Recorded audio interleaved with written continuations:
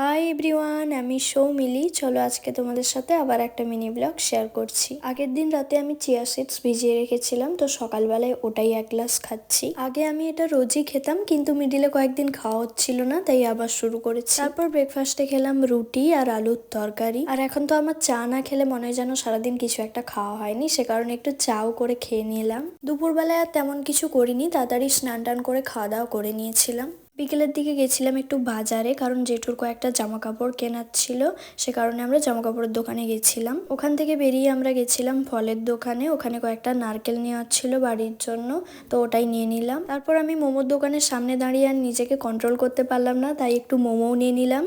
আর বাড়ি আসার সময় বাড়ির জন্য একটু মিষ্টিও নিয়ে নিলাম। বাজারে আরো কয়েকটা জিনিস নিয়েছিলাম, খেজুর আর কয়েকটা সিডস। আসলে ইনস্টাগ্রামে আমি একটা রেসিপি দেখেছিলাম হেলদি লাড্ডু বানানোর। তারপর বাড়ি এসে দেখছি যে আমন্ড বাদাম প্রায় শেষের দিকে, তাই আবার এটা নিয়ে এসে বানাতে হবে। তো যাই হোক, মন খারাপ না করে আমি সুন্দর করে মোমোটা প্লেটে সাজিয়ে নিয়ে খেতে বসে গেলাম। তারপর যে মিষ্টিটা এনেছিলাম ওটা একটু খেয়ে নিলাম। তো যাই হোক, চলো আজকের মতন এতটাই। ব্লগটা আমি এখানেই এন্ড করছি, আবার দেখা হচ্ছে অন্য কোনো ভিডিওতে।